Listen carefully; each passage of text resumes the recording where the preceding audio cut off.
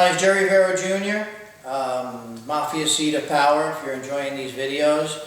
In my last video, what I just revealed was, probably for the first time in American history, if it's been done before, I don't know of it, I showed you and proved that a top Mafia boss, many consider just as powerful as Luciano in his own right, Jimmy Alto, talked about extensively in Jerry Capici's book, Mob Boss, Little Al DiArco. Our book mentioned him first, 5 years earlier.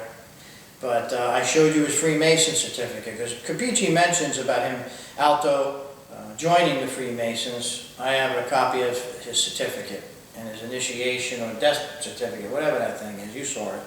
I have photos of Jimmy Alto. I also have photos of Sammy Chillemi and some of the other players. I'm not going to show those. I'm saving them for a book or a documentary or whatever case may be. But I'm assuming Jerry Capici doesn't have photos of them, or he would have put it in his book. But I'm saving those.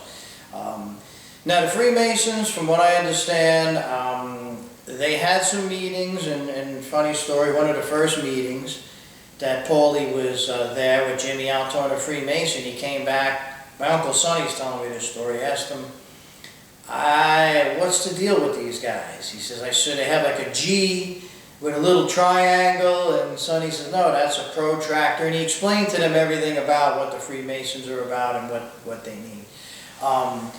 Apparently, from what I was told, when the drug trafficking operation that was going on, the different, whatever you want to call them, I wouldn't call them mules, but the different crew members from the Mulberry Street crew that were going back and forth was primarily Paulie Lefty at first, and then he gave that job to Vincent DiPietro. And DiPietro would meet his brother, Giovanni DiPietro, there, and he would bring back whatever it may be. Sometimes it was money, sometimes it was drugs, transferred into money, whatever. But they wouldn't always go into Italy because it got hot. So other times they would go in through other parts of Europe. And from what I was told, that's how the Freemasons helped. They would come into, let's say, London. I think Manchester is where I was told they come into. Well, the Freemasons were big in Europe. They would make sure that the crew members, whatever title you want to give them, coming over to get the drugs, the money, setting up the deal, they were given safe passage in and out. So they didn't have to be worried of being arrested or to get pinched, anything like that. And obviously in the United States as well, the Freemasons go back to George Washington. I mean, I don't know how many senators. I've seen specials, government, people in the government that were Freemasons. They obviously helped out here as well.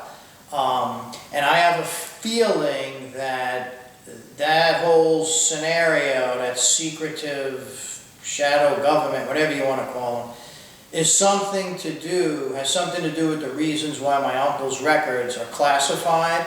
And as those of you who've seen the videos where I show you all the different rejections of his records, I think it has something to do with that. Just a guess, but that's what I think.